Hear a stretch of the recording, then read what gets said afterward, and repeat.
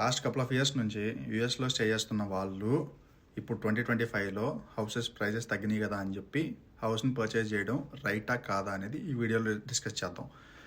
ఇప్పుడు couple of years నుంచి అంటే ఇప్పుడు ఆల్రెడీ కొంచెం జాబ్ ఉంటుంది, ఫైనాన్షియల్గా కొంచెం స్టేబుల్గా ఉండే వాళ్ళు ఇప్పుడు మనకి గోయింగ్ ఫార్వర్డ్ ఇక్కడే పర్మనెంట్గా సెటిల్ అవుతాం అనుకున్న వాళ్ళు యూఎస్లో హౌస్ అనేది ఖచ్చితంగా పర్చేజ్ చేయాలని అనుకుంటారు, ఎవరైనా కానీ చూస్తారు.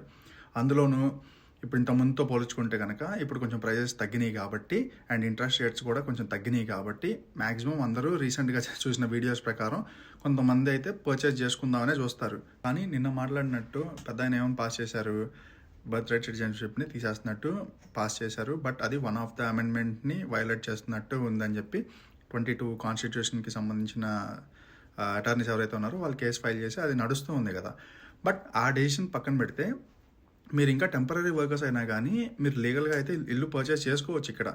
బట్ థింగ్స్ ఏంటంటే ఇప్పుడు గోయింగ్ ఫార్వర్డ్ మీకు ఒక కన్ఫర్మేషన్ లేనిదే ఇది ఎలా మీరు కరెక్ట్ అని చెప్పి ఎలా ముందుకెళ్తారో అది మీకున్న ప్రోస్ అండ్ కాన్స్ బట్టి, మీ బ్యాక్గ్రౌండ్ ఏంటో చూసి దాన్ని బట్టి ప్రోస్ అండ్ కాన్స్ బట్టి దాన్ని ఫైనల్ చేసుకోవాలి.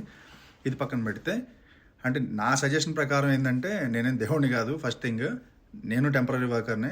నా సజెషన్ ఏంటంటే ఇప్పుడు ఫైనాన్షియల్గా సెటిల్ అయ్యి స్టేబుల్గా ఉన్న వాళ్ళు ఏం చేస్తారంటే ఆ పైసల్ని హోల్డ్ చేసి దాన్ని ఇంకేదన్నా దాంట్లో ఇన్వెస్ట్ చేయడానికి ట్రై చేయండి, అయితే ఇండియాలో కానీ ఇక్కడైనా కానీ.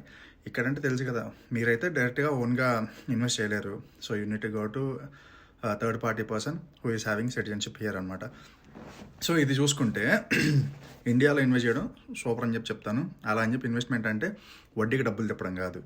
వడ్డీకి డబ్బులు ఇచ్చారా అవి వెనక్కి రావు, వడ్డీ రాదు, అసలు రాదు. సో మ్యాక్సిమం బ్యాంక్స్ ఎవరైతే ఉన్నాయో బ్యాంక్స్లో ఫిక్స్డ్ డిపాజిట్ చేయడానికి ట్రై చేయండి. హైయెస్ట్ ఇంట్రెస్ట్ రేట్ ఎవరైతే ఇస్తారో సర్టెన్ టైం పీరియడ్ వరకు చూసుకొని సెట్ చేసుకొని దాంట్లో ఇన్వెస్ట్ చేయడానికి ట్రై చేయండి. అంతేగాని ఇప్పుడు ఇల్లు తీసుకొని పర్మనెంట్గా సెటిల్ అవ్వచ్చా లేదా అన్న కన్ఫ్యూజన్ స్టేట్లో ఉన్నప్పుడు అయితే ఇల్లు తీసుకోవడం అనేది రాంగ్ డెసిషన్ అవుతుంది. సో ఇది గుర్తుపెట్టుకొని మీరు రైట్ డెసిషన్ తీసుకోవాలని చెప్పి దిస్ రీల్ అనమాట. అంతే, ఇంకా దట్స్ ఇట్, బాయ్.